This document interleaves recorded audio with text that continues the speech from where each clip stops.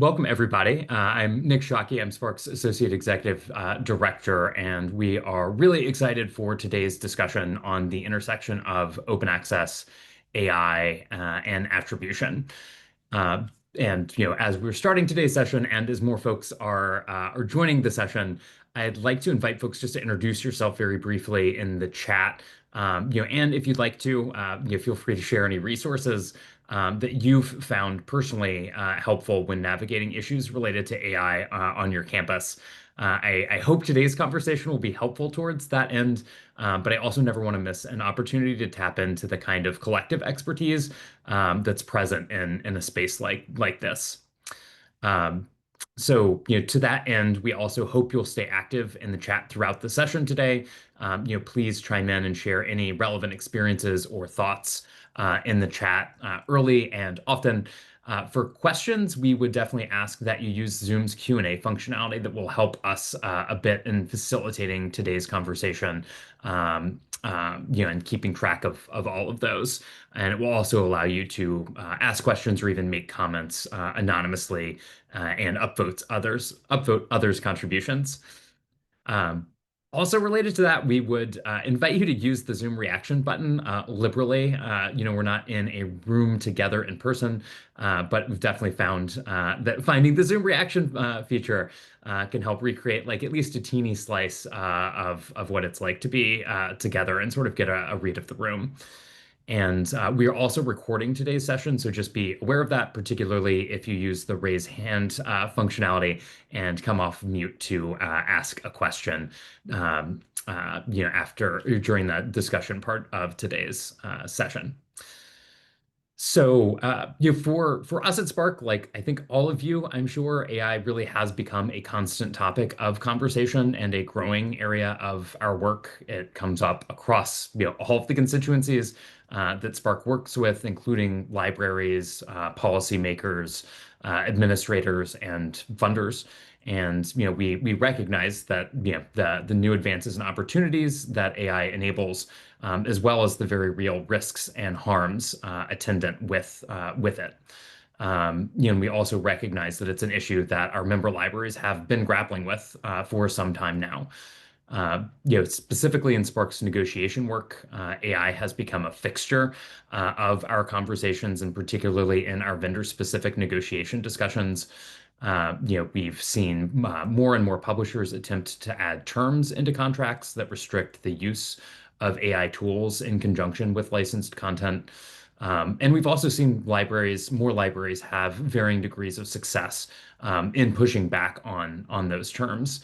And to that end, last year we hosted an event that highlighted some key takeaways from both libraries and consortia's experience in pushing back on these AI restrictions. And in the chat, I'm just going to add a few links that may be helpful for folks. A couple key resources from that discussion, including iCulc's statement on AI licensing that may be helpful to point to in negotiations, as well as the University of California's Office of Scholarly Communications adaptable licensing language blog post that also links out to some template licensing language that folks may find helpful. But today, we want to dive more deeply into another area related to AI that's come up with increasing frequency, and that's authors' growing concerns over maintaining control of their own work as AI adoption accelerates, and how that may reduce their willingness to license their research outputs, their scholarship, openly. And within that topic, we'll focus, really on attribution in AI systems as sort of a key relevant area. And so we'll discuss the significant shortcomings of the current AI systems, as well as the ways that accurate attribution, if implemented well by AI tools, could address real faculty concerns and set us on a more positive trajectory for AI, increasing the likelihood of positive outcomes and reducing some of those risks and some of those potential harms. And before I stop talking and introduce the wonderful panel that we have joining us, I do want to make one ask at the top for your feedback on how else Spark might be able to support your institutions in this area, and a survey will automatically load at the end of today's session. We'd really appreciate your feedback, thoughts, and suggestions on what other kinds of support might be most helpful. So, we are fortunate to have four excellent panelists joining us to dive into this topic and answer your questions. So, we will start off with a brief presentation from Klaudia Jaźwińska and Aisvarya Chandrasekar on their recent publication in the Columbia Journalism Review, AI Search Has a Citation Problem, which many of you probably already read from the link in our event description, but I'll pop a link into the chat here in case it's helpful. Klaudia is a journalist and researcher from the Tao Center for Digital Journalism at Columbia University, where she leads the Platforms and Publishers Project, which studies the relationship between journalism and technology industries. And Aisvarya Chandrasekar is a computational journalist, also at the Tao Center for Digital Journalism at Columbia, where she studies AI use cases in journalism. And after their presentation, we'll transition to a discussion among the whole panel here and bring in Peter Suber and Dave Hansen.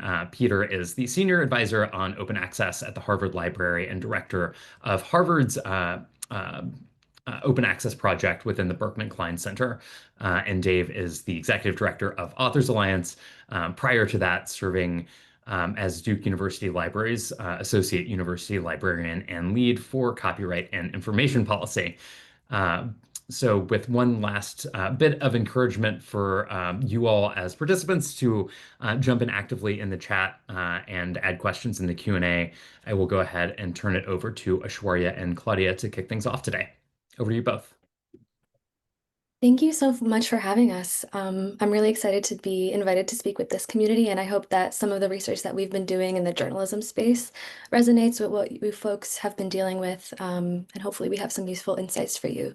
So as Nick mentioned, I work at the Tao Center for Digital Journalism, which is a research center at Columbia Journalism School, and I lead the Platforms and Publishers Project, which is our flagship project, and it's been underway for about a decade, and we've been examining the relationship between Silicon Valley and the news industry. And as part of that, we periodically produce reports intended to act as a temperature check on the status of the relationship between those industries. And last year, as we were working on the latest iteration of that project, my colleague Pete Brown and I were interviewing representatives from news and technology companies on what they thought about the current status of AI in journalism. And one of the major themes that emerged was anxiety around how the advent of generative search would impact the distribution, presentation, and consumption of news online. So AI has already changed a lot in journalism. Aishi, if you could change the slide. And different newsrooms have been dealing with this in different ways. Some have leaned in and they've entered into licensing agreements. As you see on this chart, the green dots represent licensing agreements between news organizations, news publishers, and AI companies. Some have entered copyright lawsuits against them, and some are participating in other sorts of deals. But what you might not be able to see from this chart is that most newsrooms are not represented here. Most are not in position to do either of these things, but all of them are impacted by the trend towards delivering information in a summarized format. Next slide, please. We have observed over the past year or so a growing preference for zero-click experiences. So that is opening up Google and typing in a search query and reading only the AI mode version of the search results rather than scrolling down and opening a couple of different web pages, or going directly to ChatGPT or Perplexity and asking queries there. And this has led to significant declines in referral traffic for news organizations, which often rely on referral traffic, click-through traffic, in order to generate revenue, which is how a lot of newsrooms stay financially afloat. And what all of this means is that the way in which authors' content is presented by chatbots is incredibly important and has wide-reaching implications for the information ecosystem. So back in October, when OpenAI released their search feature, they had marketed this tool as something they had done in collaboration with many of the media publishers, and many of the publications came out and said that this is a tool that we support, and we collaborated with OpenAI to create. So Klaudia and I were thinking, well, if publishers were involved in the design of this tool, how well does OpenAI's search tool actually fare in citing news content? So we started this experiment back in October, focusing just on OpenAI search. And our objective was primarily to see how well it's able to retrieve and cite news content, how it behaves when it's unable to access content. So for example, New York Times had a lawsuit against OpenAI at that time. They still do. So we wanted to see if it's able to retrieve New York Times articles. There's something called a robots exclusion protocol that allows different domains to specify whether or not they want crawlers to access their content. So we wanted to see whether or not these platforms are respecting what's mentioned in the robots.txt. And whether or not a licensing deal does guarantee accurate representation. So we had done this in October just for OpenAI's ChatGPT search. And we repeated the experiment in February for close to 8 generative tools, because between October and February, almost all the major AI tools have also propped up a search feature. So, and what we found was pretty damning. But before I get to the findings, the way we designed the experiment was by choosing 20 news publishers with varying degrees of relationships with these platforms, some that have partnerships, some that block the crawlers, some that give access to crawlers but don't have a partnership, some that have lawsuits against these platforms. And for each of these publishers, we selected 10 random articles, found excerpts from these articles, and we had the tool identify the source of this excerpt. And we evaluated it based on how well it's able to identify the correct article, whether or not it's able to identify the original publisher, and whether or not it's able to cite the correct URL. And we understand that this is not how a user might interact with a tool like this. They're probably not copy pasting excerpts of articles. But the reason we chose this specific design is to systematically test the few other objectives we had mentioned. We wanted to see how well it's able to cite information and what it does when it's not able to cite information. And what we found was that many of these generative search tools were very confident in its wrong answers. So what you're seeing over here is every single query that we had tested on these different generative search tools. The red is when the answer is completely incorrect. So it didn't get the publication right. It didn't get the article correctly. It didn't cite the article correctly. So when it's not giving us any of the right information, we marked it as completely incorrect. Completely correct is when it's able to retrieve all these information correctly. Correct but incomplete is when the answers that it gives is correct, but it's not giving me all the answers I've asked for. And partially incorrect is when it has some correct information and some incorrect information. There were very few instances, but there were some instances when the chat bot decided not to give us an answer. And the way we decided when something is confidently correct versus not confidently correct is looking at qualifying phrases like, I think this is the answer, or it seems like this is the answer, versus this is the answer. So if it presents a very confident, directive, authoritative answer, we marked it as confident. So we found that most of the chatbots provided confident answers, and many of the chatbots provided confidently wrong answers. The second finding was that generative search tools often fabricated links. They just hallucinated links. Sometimes they provided links to syndicated content and sometimes to plagiarized content. So for example, ChatGPT cannot access New York Times articles because New York Times has blocked their content, blocked their crawlers. But we do find that it's accessing fabricated or plagiarized versions of New York Times articles. And we also found that premium models don't necessarily perform better than non-premium models. So users may think that Grok 3 search that they're paying $40 for every month will perform better than the free version of Grok, but we're noticing that Grok 3 search was more confidently incorrect than Grok 2, and Perplexity Pro is more confidently incorrect than Perplexity. So what does this mean? We found that these chatbots are exploiting mechanisms that may signal authority, and they use it to gain trust from the users. So if they're providing confident and authoritative answers, users may be more inclined to actually believing these answers. If they're providing citations and users aren't inclined to actually verifying whether or not the information presented in the prompt answer actually matches what the original source says, users may not do that. So the fact that they're even providing citations indicate that it's for gaining user trust, and premium models give a false sense of higher accuracy. So Klaudia. Furthermore, we also found that the levers that authors or publishers are given to control whether and how their work is used and presented appear to be ineffective. So even if a publisher has a licensing deal with an AI company, that doesn't necessarily mean that their content will be cited accurately. And the existence of a lawsuit, for example, the New York Times, doesn't prevent it from referencing syndicated or plagiarized version of articles by the publishers.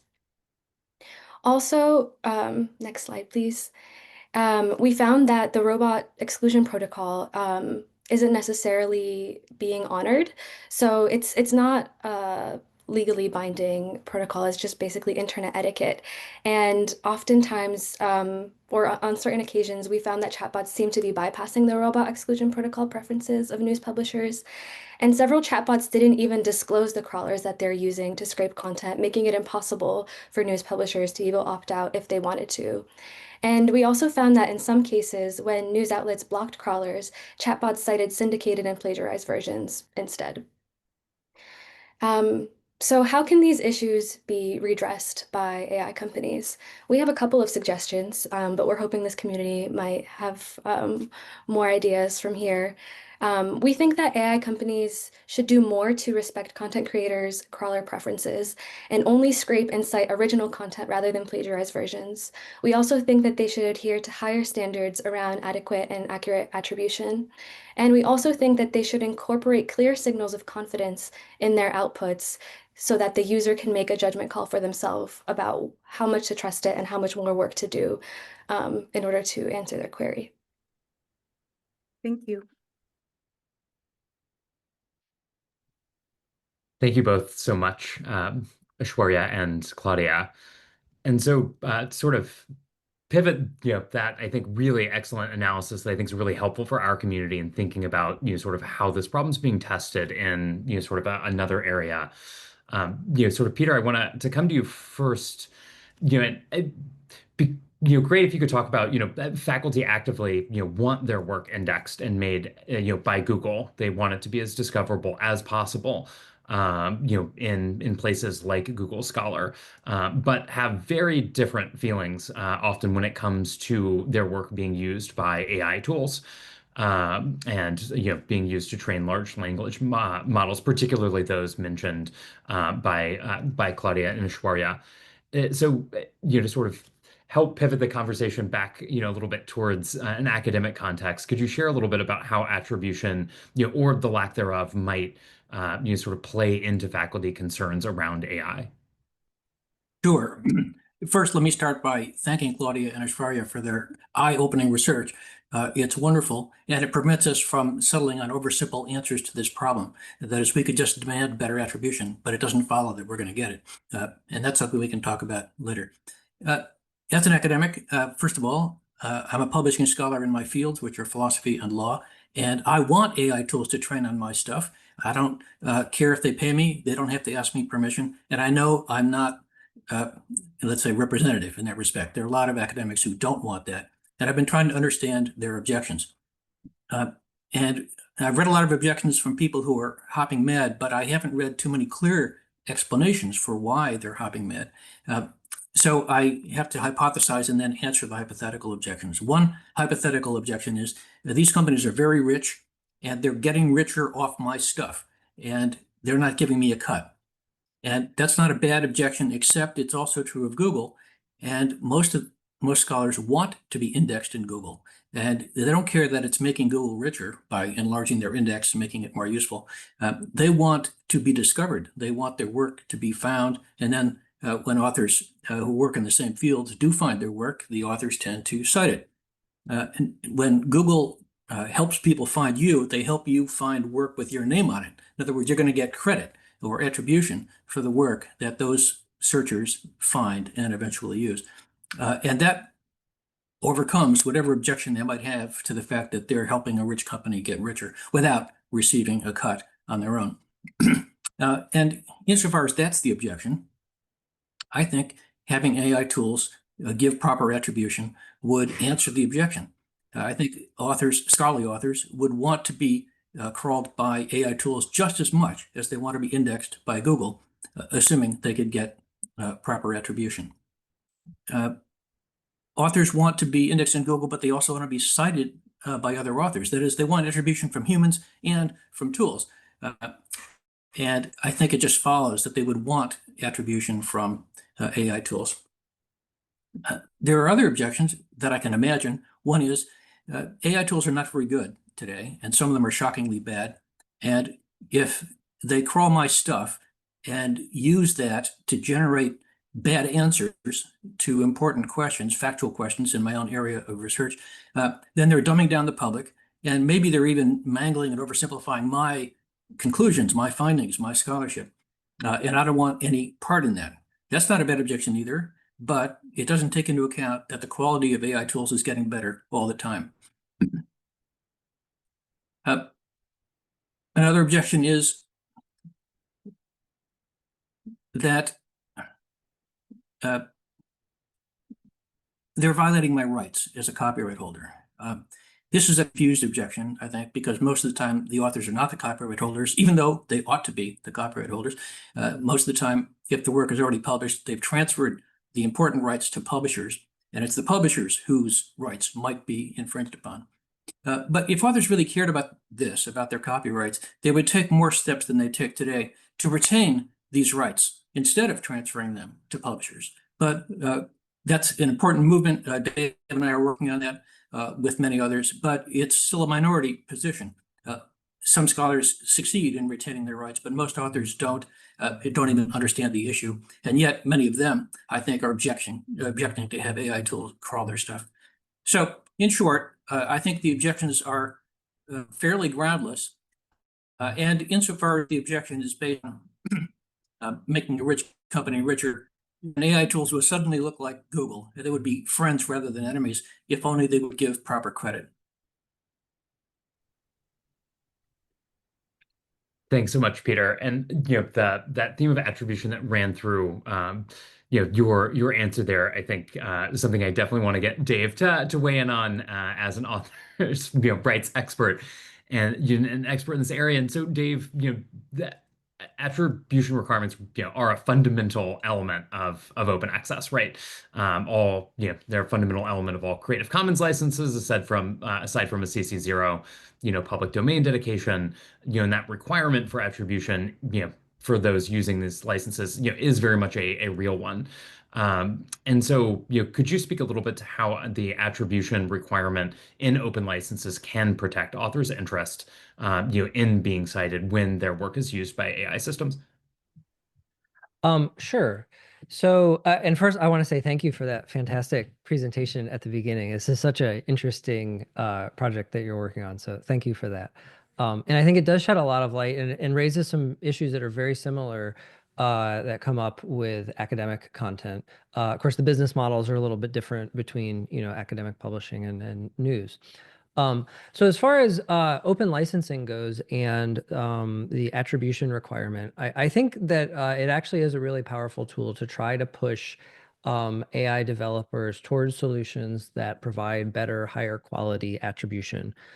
Clearly, I mean, just looking at this research presented today, and I think all of our lived experiences using AI systems is that they're not very good at this yet. But I think that there are some levers sort of pushing them in that direction. One of which is that right now there's a huge number of copyright lawsuits filed against these AI companies, particularly OpenAI. They seem to be the target of a lot of these, but it's not just them. There are 42 lawsuits, I think, right now based on copyright law in the United States. Um, and, my opinion is that I think that some of those suits are likely to be successful for the AI companies, and some of them are going to probably come out in favor of the plaintiffs in those cases, depending a lot on the specifics of the technological implementation. And so I'm not convinced that we're going to have like a perfectly clear, bright line rule that says like, yes, everyone can do this or everyone can't do this. But that legal uncertainty, whatever the outcome is going to be, is going to last for a while. These lawsuits are going to take a long time to get resolved. And so increasingly, we look at AI developers wanting to use more cleanly, legally available materials, openly licensed content. And that includes content that's licensed under permissive licenses like Creative Commons licenses. Uh, and if they are, instead of relying on fair use, relying on the terms of those licenses, then there's much more attention being paid to like, how do I comply with this attribution requirement, which is a very real requirement in Creative Commons licenses. So I actually think that those suits and that legal uncertainty is kind of nudging a little bit of activity in those directions.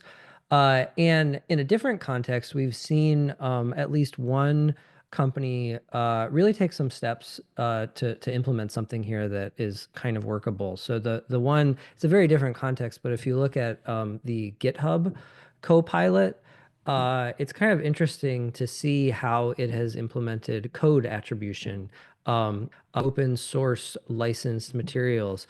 And essentially, when you use GitHub's Copilot to produce like a set of code, one of the kind of user demands that my understanding is GitHub heard was, we really want to know if there are significant strings of code in the output that relate back to other code that's in a GitHub repository that has an open license on it. And part of the reason why people care about that is they want to make sure that they're complying with their open license requirements, like share alike terms. And so GitHub has implemented a pretty straightforward but really, really nice tool to kind of identify where you have that matching content that matches up with a existing code repository and tells you what license it is. So they have maybe an easier time than some of these other companies because they have sort of a closed universe of code there.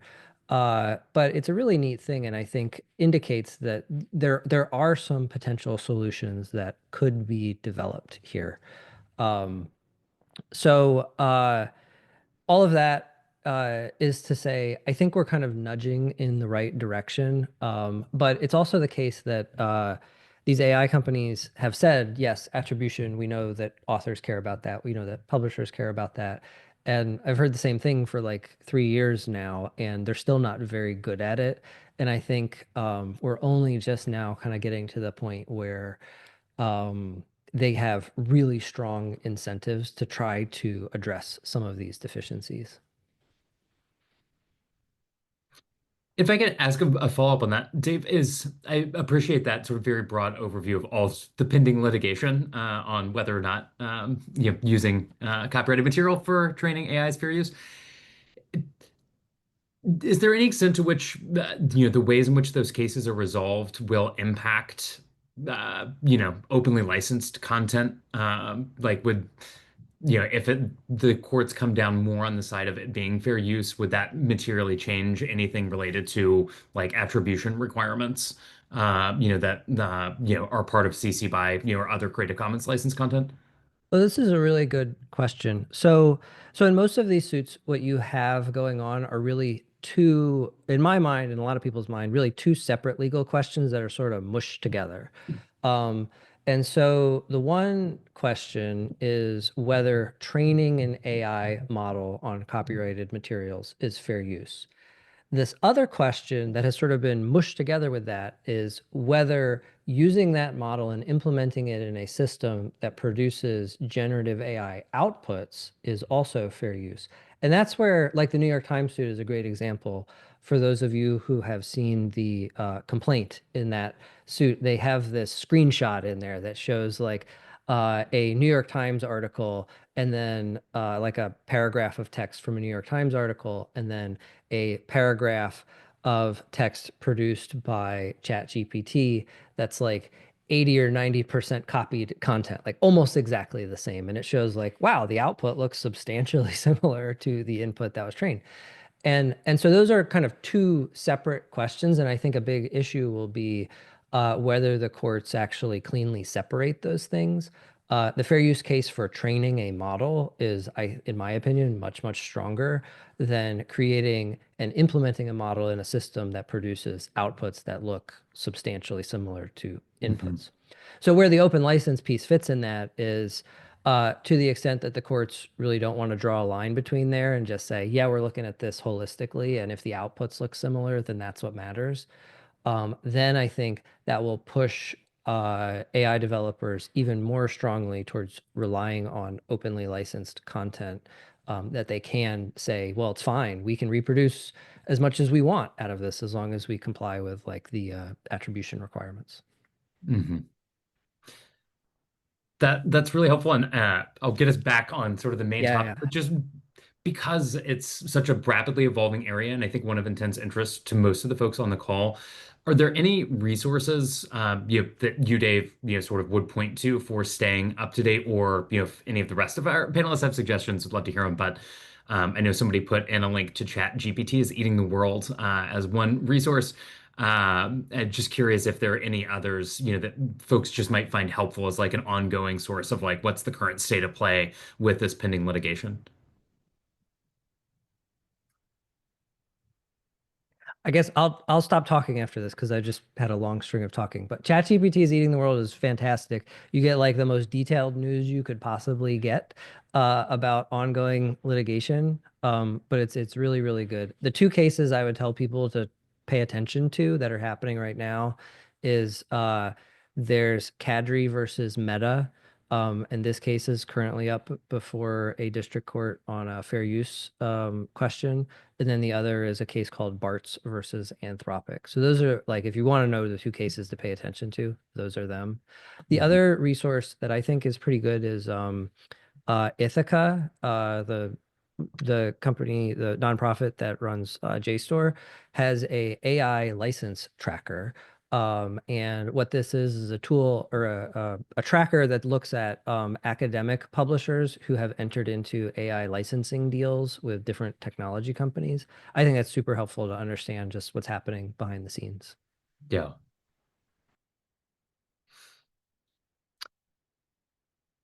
Thanks, Dave, and thanks for it's scrolled past, but whomever shared ChatGPT is Eating the World in the chat. Appreciate that link, and also for sharing the Ithaca, the tracker on publishers' AI license agreements. So, Peter, I want to come back to you with a question, and then Klaudia and Aisvarya, I'll follow up with you. But Peter, while we're waiting for these fair use, litigation to sort of play out, faculty choose not to make their work openly available due to concerns about AI that you had articulated earlier. To what extent, from your perspective, does that really stop their work from being used to train these systems? And Klaudia and Aisvarya have touched on this, and I'll ask them about it after. But it would be great to hear too how publisher licensing agreements like those that we just talked about with AI companies, or the I think increasingly documented use by some AI companies of pirated content to train AI models, how that complicates this issue. Yes. First, I should say, even though I want AI tools to crawl my stuff, all my stuff is under CC BY, which requires proper attribution, and these tools do not provide proper attribution. So I'm not happy with what they're doing with my stuff. I will be happy. I've been watching with care to see whether the people who are angry at AI tools for training on their stuff are actually retreating from open access. I just got a signal that my internet connection is unstable. Am I still live? Yeah. Okay, good. I haven't seen people retreating from open access as a remedy to prevent these AI tools from training on their stuff, but I'm watching for that. But if they do retreat from open access to prevent AI from training on their stuff, they should be aware, first of all, that courts might decide tomorrow that this is fair use, and their retreat won't make any difference. Assuming the article has already been published somewhere, the tools can just crawl the published version. They can crawl it either because it's fair use or because the publisher made a private deal with the AI tool company to provide that stuff for the purpose of training. So it is true that open access is more or less under the author's control. It's the author's choice if things are arranged properly. But if they make the choice against OA in order to stop the AI tools, that may be completely effective, and they should think twice before doing that. And then, as you say, we have companies like Meta saying out loud or just openly revealing that they're training on illegal copies or pirated copies of content because they can't afford to seek permission or pay for permission in every single case. And we have important people like Nick Clegg in the UK saying that's how these companies ought to work because they couldn't possibly pay or negotiate to get permission for everything. So it's not yet widely accepted that companies have the right to do that, but important people are saying that the companies are doing that and maybe ought to do it in the future. That's another reason for authors to think twice. Whether or not you make your work open access, these companies might be training on it. And in the US, they might be training on it legally because it will be ruled to be fair use.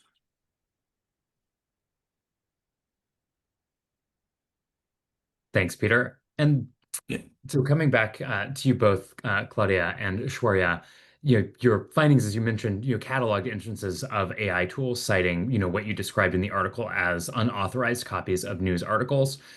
So could you speak a little bit more about what this tells us about the training data that's being used and the extent to which it includes materials that are being used without permission? And I think too, there's a question that was submitted in the Q&A about sort of plagiarized articles and sort of what that means. And I think if you could just sort of tie that idea of plagiarized content versus unauthorized or copyright and well, I guess I shouldn't say copyright infringing since it's a question of whether it's fair use, but unauthorized copyrighted materials. Sure. Yeah, what's really tough is there's like no itemized list anywhere of like which specific sources large language models were trained on and what was included and excluded, and that's part of what's at stake in these lawsuits. But when we say plagiarized or unauthorized, what we mean is the preferred version, I imagine, by most journalists for a citation would be like if I permit your crawler to access my content, you cite the original version of that article that is like published on my website. Sometimes publishers have syndication deals with different organizations like AOL or MSN or Yahoo. And so it'll be like the same version of your article, but it exists in a different place and it links back. And so it will include the byline of the reporter and it will reference the news organization and it will usually have some note about how this is like a republished or syndicated version. And then there are versions that are straight up, somebody copied and pasted that text and probably deliberately stripped any original information about its source and published it on some other website. And we found that chatbots sometimes struggle to discriminate between those different versions. And so while I think it seems to us that a lot of the time they're focusing more on the user experience than the content creator experience because if you look at it from that perspective, if I am as a user searching for a question and that question is answered, especially if it's answered correctly, that should be enough, right? And even if it cites a New York Times article, but then it's not a New York Times link, like, does the user actually care? Oftentimes, probably not. But that makes a big difference for the news organization or the other types of content creators whose work might be cited.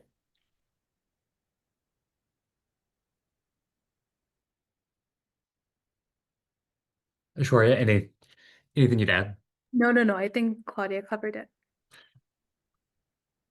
Awesome.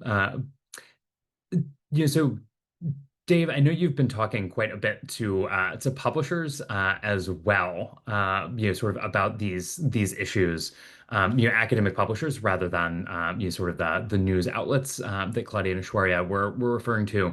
But I think it'd be really interesting if you could share a bit about, sort of those, like highlights from those conversations and how, the academic publishers that you've been talking to are, thinking about, these licensing arrangements and particularly, this issue of attribution to their content and sort of which are handling this, sort of well or thoughtfully, which might not be. Yeah, sure. So yeah, I've been hearing, well, first I've been hearing a lot from academic authors about this attribution issue, and it's been kind of interesting to me to see this bubble to the top, because it's often raised in the context of licensing and copyright. And it's fascinating to me because if you look at US copyright law, uh, one of the things that it does not grant you is a right to be attributed. And so it's kind of a funny spot for most academic authors who are like trading away economic rights and other rights so that they can get credit.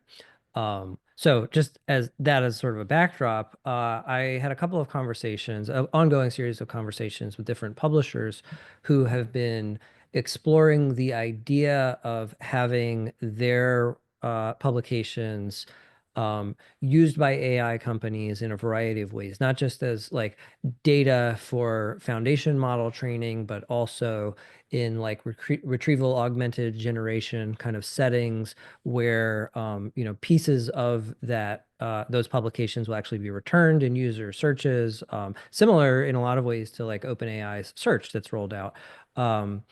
And so the question, of course, is like, how good are those systems, and do they actually trace content back to the academic publisher's content? And I think a lot of the interest and a little bit of enthusiasm with those sort of arrangements is the idea that that the AI system becomes something more than just a dead end. I think for a lot of academic authors and also academic publishers, the real differentiator between Google as a search engine and ChatGPT is that you very rarely do a search on Google and that's you don't click on anything, right? Like it's not the dead end, but you may find yourself in a dead end with some of these chat bots, and that's where kind of having references out and links to underlying content is maybe really valuable. And I think from an academic publishing standpoint, anything that really enhances discovery is potentially of high value. So in that context, a couple of the people I've spoken with are Ben Den, who's the director of academic publishing at Cambridge University Press, and Charles Watkinson at University of Michigan Press. He's the director there. And I've talked with a few other publishers now too. And what's really bubbled to the top in their thinking about these licensing deals is, sure, it's nice to find a way to like financially sustain the press. And I think all university presses, this is maybe a commonality with news. They're all sort of hanging on by a thread and trying to find a business model that will work. But the other thing that's really bubbled to the top is we need some sort of meaningful attribution. And one of the interesting things that came out in these conversations is that they've had across these different publishers multiple deals that have been nixed because the AI companies could not promise adequate attribution to the underlying content. Um, so I applaud the publishers for, sticking to their principles there and saying, we're not going to just, hand all of this over if you can't reliably be able to cite and attribute back.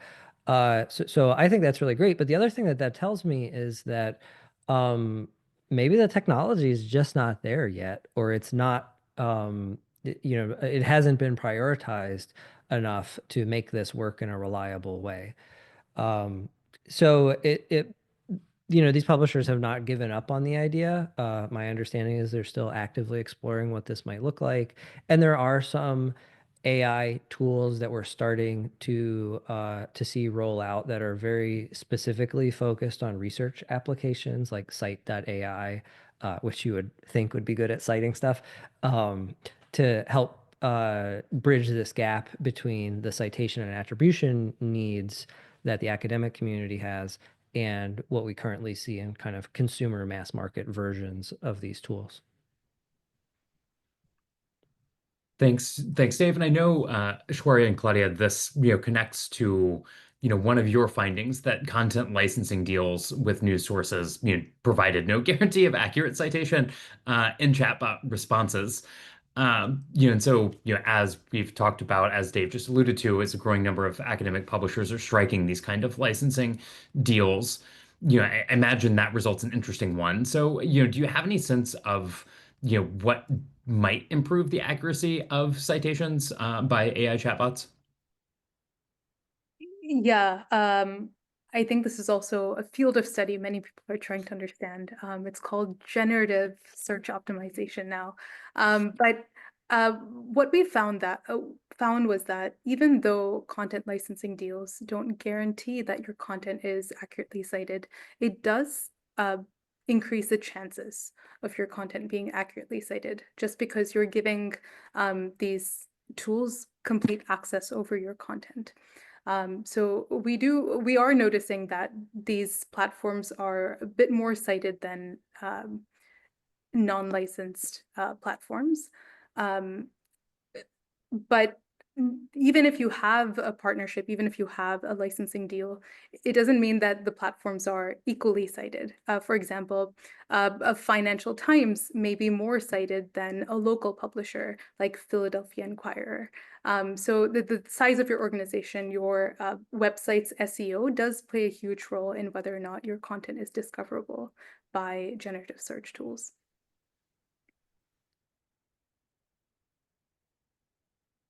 And I'll just add that when we were reporting the story, we talked to someone in leadership at Time Magazine, which has a licensing agreement with a couple of different publishers, and they were saying that accurate citation was not promised in the deal. They were like, that's not one of the things they said. And he had a lot of optimism that the technology would improve in the future, but that wasn't even an expectation of the deal. That's really helpful. And there's also been, I think, a question or two or comment as well, just about sort of what your experience was, or an interest in hearing more about your experience and sharing these results with the companies whose tools you tested. And I'm just curious, if there were any other highlights from your reaching out to them directly.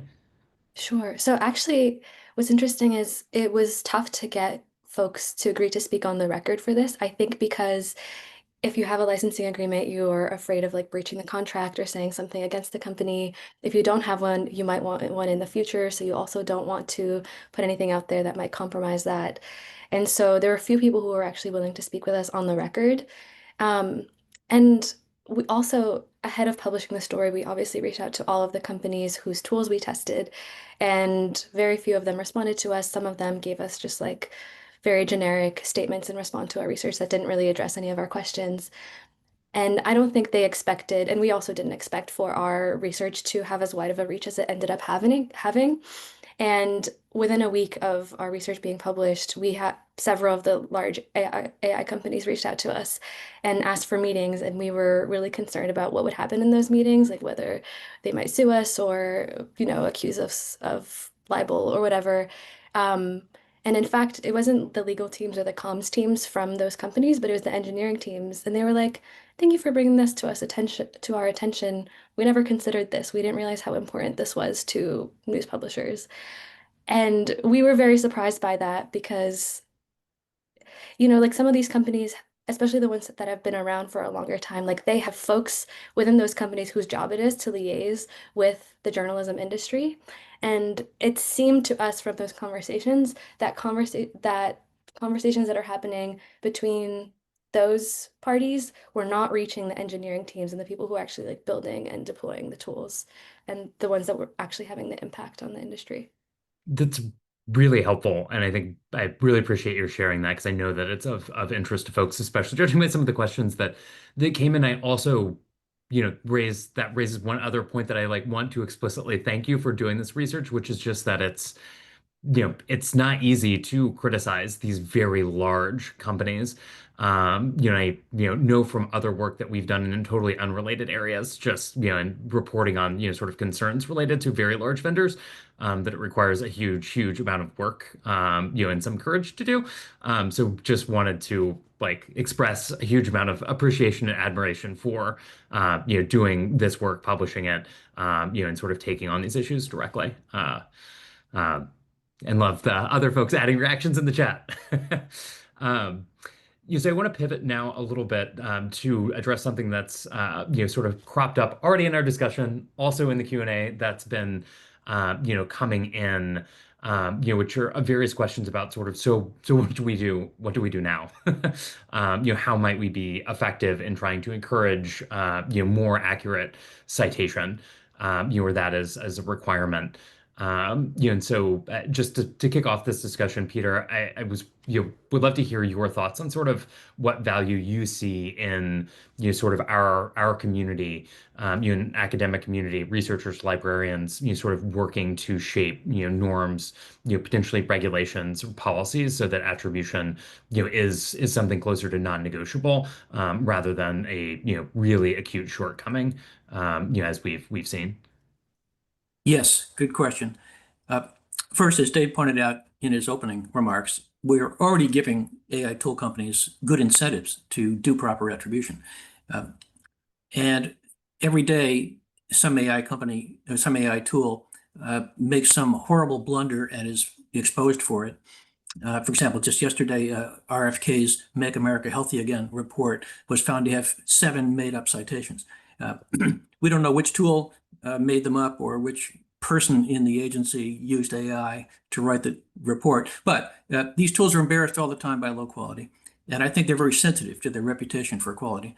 And so even apart from the financial and the licensing incentives, which are real and strong, there's this reputational incentive. So on the one hand, they already have incentives to do this. And then to go back to what Klaudia and Aisvarya were saying, there's also a technical problem. They can't just do proper citation today because it's easy. It's not easy. First generation LLMs couldn't do it at all, because to generate what the next word would be in the answer to a question is independent of where the word was found or how many times it was found or what likelihood it has of following the previous word. So it's not as if they had their citation available and they just didn't provide it. It wasn't available. But that was early LLMs. And as the new research shows, some tools are already better than others at citing. So we know they've overcome some of those problems. Perplexity is better than Grok, for example. And I think Perplexity is one of those companies that cares to do better, that wants to do better. By the way, Elicit is another one that does a pretty good job. So again, I don't want to pretend to know the technical answer to this problem, but the companies are getting better at solving the technical problem and providing proper attribution. And they want to do it so they can get more publishers to agree to let them crawl their content. As Dave pointed out, some publishers are refusing until attribution is in place. Some licenses require proper attribution. They want to be able to comply with those licenses. And of course, they just want to prevent these embarrassing stories about how they make up stuff, especially in important situations where the stakes are high. So in that sense, they've already got the incentives and they're working on that technology. I'm fairly confident they're going to deliver because they have their own business reasons to deliver, not because they respect academics and their norms, but because it's better for their business. But what else could we do? Well, first, we can continue to publicize horrible mistakes that they make, made up citations. I test AI tools all the time just to see how good they're getting at answering the questions that I really have.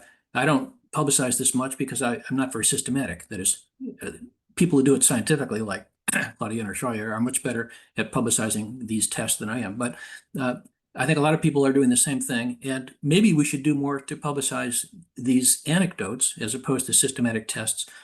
But at least when somebody is found to have used a given tool and the tool gave them fake citations, they should publicize that and they should name names. What was the tool exactly? What was the prompt exactly?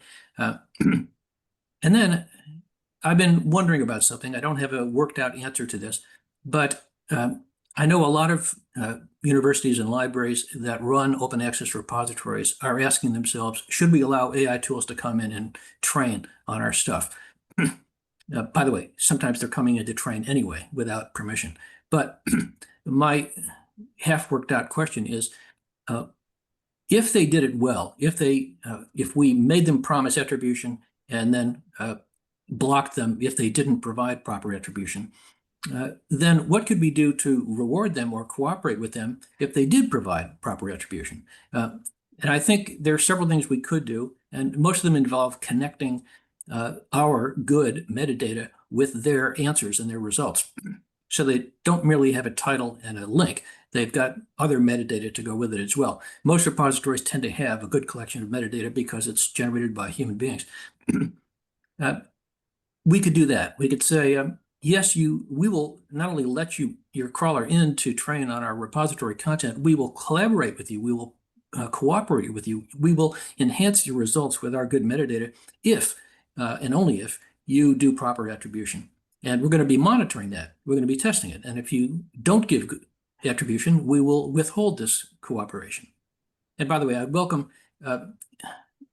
advice from people who are more technically oriented on what form this cooperation could take. That is, what could we actually do to make life easier for them or better for them if they did provide proper attribution? As something that we could withhold if they did not. Thanks, Peter. And I know we only have a couple minutes left, so I'm going to pass this question around to make sure our other panelists have a crack at it. But I do, sort of off your response, Peter, just want to flag, there's a question about, sort of what SPARC is doing in this area related to policy.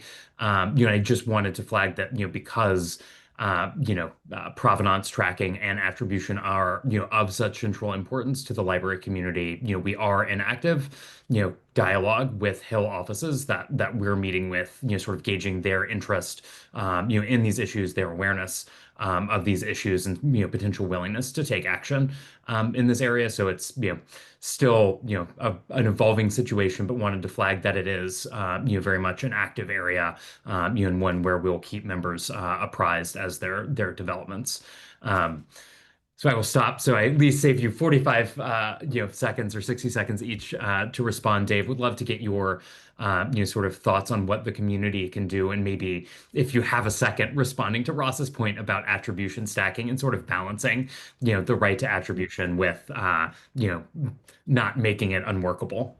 Sure. Well, actually, I think my response both to Ross and to the general question is the same. I think one of the big challenges that we face and one of the best things that we can do in this space is to help better define what we mean by attribution in the context of AI usage.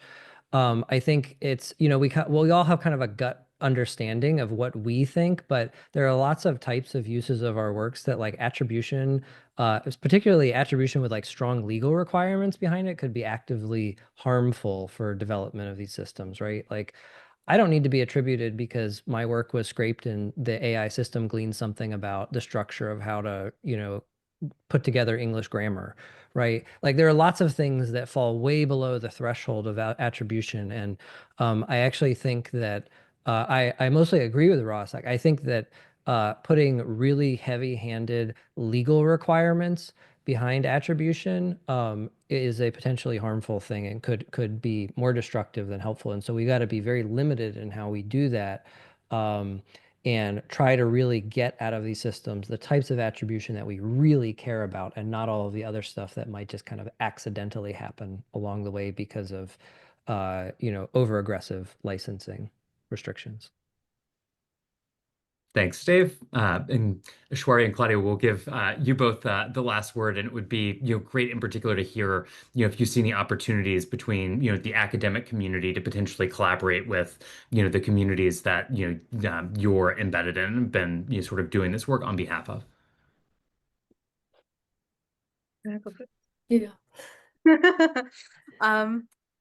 Yeah, I think Peter made this comment before about how many of these tech companies have good amount of power when it comes to deciding who gets a seat at the table, who gets a partnership, who gets how much money, whose attribution matters, and whose content we could steal.